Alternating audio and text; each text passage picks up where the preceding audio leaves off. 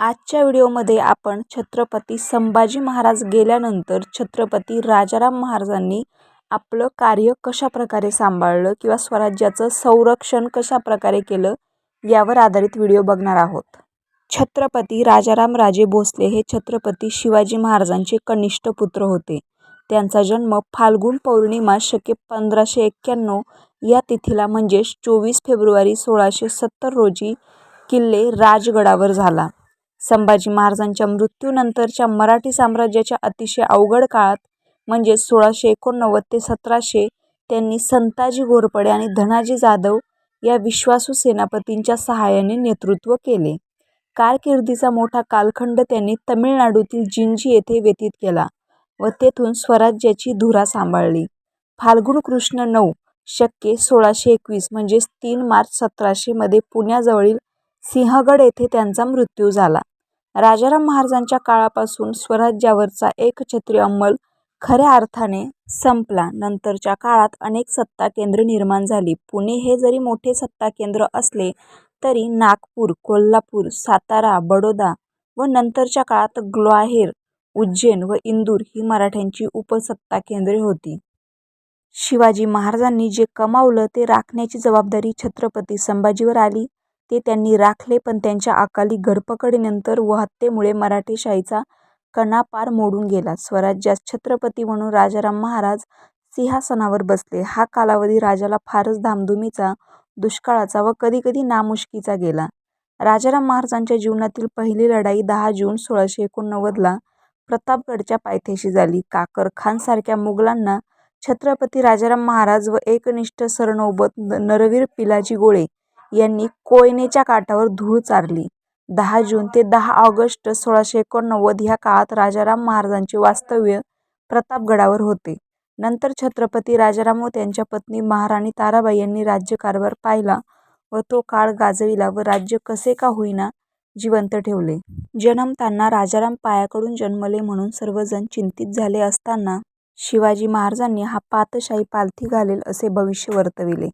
प्रत्यक्षात जरी राजारामाने पातशाही पालथी घातली नाही तरी त्याने पातशहाला झुंजवत ठेवून यश मिळू दिले नाही. पातशाही खिळखिळी केली. राजाराम महाराज हे शांत, धीरगंभीर प्रकृतीचे होते. राजा महाराजांचे लष्करी शिक्षण हे हंबीरराव मोहित्यांकडे, स्वराज्याचे सरसेनापती व नात्याने सख्खे मामा झाले. हंबीरराव हे कुडतोजी प्रतापराव गुजरातनंतरचे सेनापती. प्रतापराव गेल्यावर शिवाजी महाराजांनी प्रतापरावांची मुलगी जानकीबाई हिच्याशी राजारामाचे लग्न लावले. 1 फेब्रुवारी 1689 रोजी संभाजी महाराज पकडले गेले. गादीचे औरस वारस युवराज शाहू त्यावेळी 19 वर्षाचे पण नव्हते. त्यांना छत्रपतीसारख्या महत्त्वाच्या पदावर बसवायच्या ऐवजी येसूबाई आणि मंत्रिमंडळाने राजाराम महाराजांना छत्रपती करण्याचा निर्णय घेतला व लगेच 12 फेब्रुवारी रोजी राजाराम छत्रपती झाले. राजाराम महाराज छत्रपती जरी झाले तरी त्यांच्या पुढील परिस्थिती खराब होती. संभाजी महाराज अटकेत होते. काही मराठे सरदार औरंगजेबाच्या बाजूला झुकत होते. चारीकडून स्वराज्यावर होणारा हल्ला, स्थानिक लोकांची पंथफितुरी, औरंगजेबाशी लढा द्यायला लागणाऱ्या पैशाची चणचण हे सर्व प्रश्न त्यांच्यापुढे होते. स्वराज्य तर राखायचे, मराठेशाहीला जिवंत तर ठेवायचे, पण हाती बळ नाही, पैसा नाही अशी भीषण परिस्थिती होती. औरंगजेबाच्या सैन्याने एकाच वेळेस अनेक आघाड्या उघडल्या होत्या व ते राजाराम महाराजांच्या मागेच लागले होते. यामुळे महाराणी येसूबाईंनी राजाराम महाराजांना दूर जिंजीत जाऊन राज्य राखण्याचा सल्ला दिला. प्रल्हाद निराजी यांना पंतप्रतिनिधी पद, जे अष्टप्रधानांच्या वरचे होते, ते देऊ केले. ह्या पदामुळे राजाराम महाराजांच्या अनुपस्थित प्रतिनिधी सर्व निर्णय घेऊ शकत होते. वरील सर्व परिस्थिती पाहता राजाराम महाराजांनी जिंजीला जाण्याचा निर्णय लगेच अंमलात आणला. स्वराज्याभोवती मोगलांचा वेढा घट्ट होत होता. राजाराम महाराजांनी गड सोडून किल्लेदारांना व मोठ्या सरदारांना भेट देण्यास आरंभ केला. त्यांना आपल्या बाजूस वळविण्यासाठी बोलणी लावली. बरेच सरदार मोगलांस मिळाले होते. त्यांची चाचपणी केली. होता होईता मराठी लोकांना एकत्र आणण्याचे सुरू केले, पण यात एक मोठी मेख मोगलांनी मारून ठेवली होती. संभाजी महाराजांच्या शेवटच्या काही वर्षात औरंगजेब स्वतः दक्षिणेत असल्यामुळे मराठा सरदारांना मोगली सत्तेत समाविष्ट करण्यासाठी मोगलांनी वतने देणे सुरू केले. वतने देऊन मराठी लोकांना स्वराज्याच्या बाबतीत निष्क्रिय करणे सुरू केले होते. वतनदारीची जी पद्धत शिवाजी महाराजांनी मोडली होती ती परत वर आली. याचा मराठी राज्याला फार तोटा झाला. त्यातच महाराष्ट्रात भीषण दुष्काळ पडला. लालूच, दुष्काळ आणि वतनाचा लोभ ही 3 कारणे एकत्र आल्यामुळे स्वराज्यातील बहुतेक देशमुख, पाटील व सरदार मोगलांना मिळाले. छत्रपती संभाजी महाराजांच्या मृत्यूनंतर स्वराज्याचा बराचसा भाग अगदी काहीच दिवसात मोगली अंमलाखाली आला होता. स्वराज्य राहून राहून सातारा, परळी, विशाळगड, रत्नागिरीचा काही भाग व मोजकेच 2-5 किल्ल्यांपर्यंत मर्यादित झाले.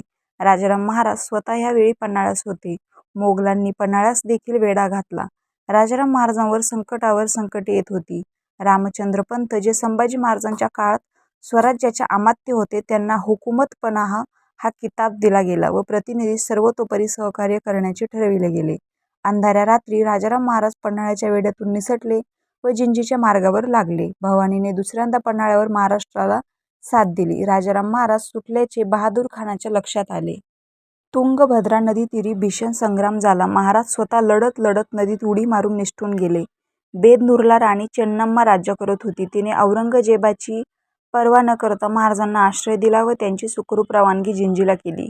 जिंजीला छत्रपती शिवाजी महाराजांचे जावई हरजीर राजे महाडिक होते. तेव्हा राजांनी जिंजी हस्तगत केली. जिंजीसारख्या 800-900 मैल दूर असलेल्या प्रदेशातून राजाराम महाराजांनी औरंगजेबाविरुद्ध 2 आघाड्या उघडल्या होत्या. जवळ पैसे नाही, सरदार नाही, सैन्य नाही. अशा काळात सरदारांना परत बोलविण्यासाठी त्यांनी वतनदारी देणे सुरू केले. वतनदारीच्या आमिषामुळे परत जुने लोक स्वराज्याला सामील होऊ लागले. राज्यात दुष्काळ व मोगलांची चाळपोळ यामुळे राज्यात गुन्हेगारी प्रचंड वाढली. यावर त्यांनी एक सरदार नेमला, जो गावागावात फिरून गुन्हेगारास शासन देई. राज्य कर्जबाजारी झाले. महाराजांनी हुंडीच्या रूपात वतने द्यायला सुरुवात केली आणि येथूनच राज्यावरच्या एकछत्री अंमल संपायला सुरुवात झाली. वतनाप्रमाणे सरदार स्वतः फौज फाटा बाळगी व जेव्हा राजाला गरज पडेल तेव्हा त्याच्या सहाय्यास जाई. यात झाले काय की ते वतनदार त्यांच्या वतनापुरते राजे बनले. त्यांच्या सैन्यात जे शिपाई असत त्यांचे इमान हे मुख्य राजासोबत नसून वतनदारासोबत असे. त्यामुळे स्वराज्य ही कल्पनाच नष्ट झाली. अवघड लढाई दिसली की हे वतनदार स्वराज्याकडे पाठ फिरवीत व मोगलांना जाऊन मिळत. त्यामुळे एकच वतन अनेक लोकांना दिले गेले व स्वराज्याच्या न्यायाधीशाला भलत्याच भानगडींना सामोरे जावे लागले. अशातच एका मर्द मराठ्याने म्हणजे संताजीने औरंगजेबाच्या तुळापूर येथील छावणीवर अंधारात हल्ला चढवला व प्रत्यक्ष औरंगजेबाच्या तंबूचे सोन्याचे कळस कापून आणले. लोकशाहीर बशीर मोमीन कवठेकर लिखित भंगले स्वप्न महाराष्ट्रा या नाटकात या धाडसी हल्ल्याचे व संताजी धनाजी यांच्या पराक्रमाचे दर्शनच घडवण्यात आले आहे. लगेच 15 दिवसात घोरपडे बंधूंनी जुल्फिकार खानावर हल्ला चढवून त्याचे 5 हत्ती पळवून आणले. मराठी सैन्यातील मुख्य सरदारांची दुसरी फळी तयार व्हायला सुरुवात झाली. स्वराज्यावर आलेल्या अमावस्येत राजाराम महाराजांना लांबवर उगवत्या सूर्याची किरणे दिसायला सुरुवात झाली. धनाजी जाधव, संताजी घोरपडे हे दोघे सरदार पण वतनदार होते, पण दोघेही देशप्रेम नावाची चीज बाळगून होते.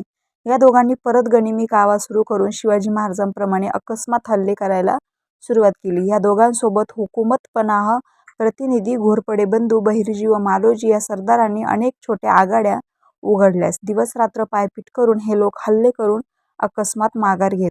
स्वराज्य ही कल्पना टिकवून ठेवण्यासाठी ह्या लोकांनी खूप मेहनत केली. पुढे जिंजीवरच जुल्फिकार खानाने हल्ला केला. त्याला फ्रेंच सैन्याची मदत होती. महाराज परत अडचणीत आले. जिंजी किल्ला मोठा, कठीण आणि लढवायला मजबूत होता. महाराजांनी स्वराज्यात मदतीसाठी सांगावा धाडला आणि दिवसरात्र वाटचाल करत धनाजी जाधव व संताजी कर्नाटकात येऊन पोहोचले. त्यांनी शहाजादा, कामबक्ष व जुल्फिकार खान या मोगली सरदारांचा धुव्वा उडवत परत एकदा जिंजीच्या आजूबाजूचा परिसर जिंकून घेतला. यानंतर संताजी घोरपडे स्वराज्यासाठी मरेपर्यंत झुंज देत होते. हे इमान पैदा केले शिवाजी महाराजांच्या स्वराज्याने. महाराजांनी पत्र पाठवून निर्धोक राहा असे सांगितले, पण त्याच वेळेस तंबीही दिली होती. नवीन लोकांसोबत संताजीचे जास्त जमले नाही. त्यामुळे महाराजांनी संताजीस त्याची फौज खाली करण्याचा हुकूम पण दिला व सरसेनापतीपद धनाजीला दिले. पण संताजीने फौज सोडली नाही. तो लढत राहिला, पण स्वराज्याच्या बाजूनेच. औरंगजेबाकडे 1,43,000 खडी फौज आणि 111 मराठी सरदार होते. तर छत्रपती राजाराम महाराजांच्याकडे 41,000 सैन्य व राजाराम महाराजांच्याकडे असणाऱ्या व शेवटपर्यंत औरंगजेबाच्या कडे न जाणाऱ्या या 96 आडनावाच्या मराठा सरदारांना व त्यांच्या घराण्यांना क्षत्रिय राजपूत 96 कुळी मराठा म्हटले जाते. यावरून राजाराम महाराजांचा लढा किती विचित्र होता याची कल्पना करता येते. मिर्झा राजाच्या वेळेस शिवाजी महाराजांनी स्वराज्याची कल्पना पार शेवटच्या थरापर्यंत रुजविली होती, पण राजारामाच्या काळात ती पूर्णपणे उखडली गेली होती. मराठी सैन्यात त्यावेळेस साधारण वतनदारी मिळून 30,000 ते 50,000 इतके सैन्य पण भरत नव्हते.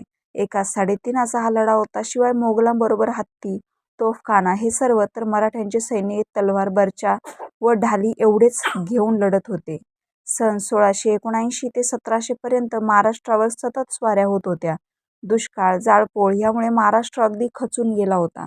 राज्याची तिजोरी नाही, राजा परागंदा, पुरेशी फौज नाही, अशा काळात वतनदाऱ्या बहाल करणाऱ्यांशिवाय दुसरा पर्याय राजाराम महाराजांसमोर नव्हता, असे मत आहे. पण नंतर याचे भयंकर दुष्परिणाम महाराष्ट्राला भोगावे लागले. सततची धावपळ सोबत वाईट प्रकृती यामुळे राजाराम महाराज लवकरच वारले. छत्रपती राजाराम वारल्यावर स्वराज्य परत एकदा डळमळीत झाले. राजाराम महाराजांना 2 पुत्र होते, संभाजी दुसरे आणि शिवाजी तिसरे. यापैकी राजाराम महाराजांच्या मृत्यूनंतर कर्णाला गादीवर बसवल्याचा उल्लेख रिसायतकार करतात, पण तो 3 आठवड्यातच वारला. गादी परत पोरकी झाली. संभाजी दुसरे हे राजसभाबाई आणि राजाराम महाराज यांचे पुत्र होते. राजाराम हा मुळात शांत स्वभावाचा माणूस होता. त्याने राज्यकारभाराची घडी व्यवस्थित घालण्याचा प्रयत्न केला व त्यात तो बऱ्यापैकी यशस्वीही झाला.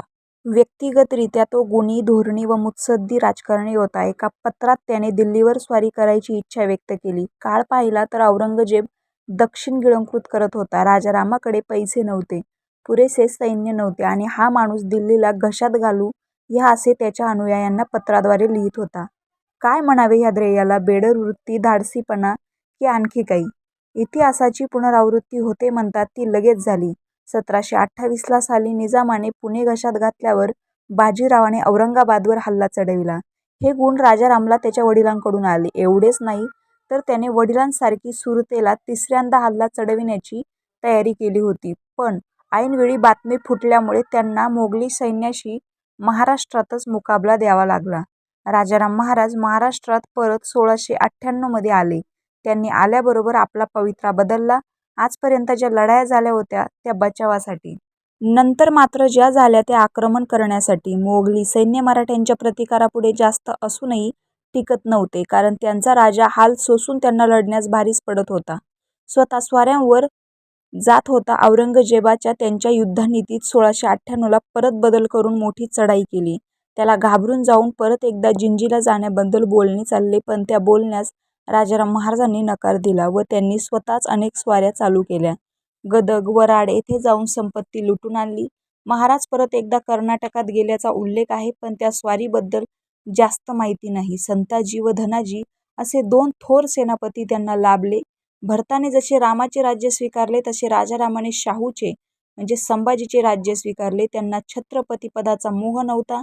कित्येक कागदपत्रात हे दिसून येईल की तो बरेचदा राज्य थोरल्या भावाचे आहे व मी फक्त काही दिवस त्या राज्याची काळजी घेतोय असे सरदारांना लिहितात. असा थोर राजा महाराष्ट्राला लाभला हे मराठी लोकांचे भाग्यच. त्यांनी नवीन राष्ट्र उदयास आणले ही त्यांची कामगिरी. जुन्या इतिहासकारांनी राजारामावर थोडा अन्यायच केला असे वाटते. नवीन पुस्तकात मात्र त्यांना जे श्रेय दिले पाहिजे ते दिले जात आहे. रामकृष्ण हरी.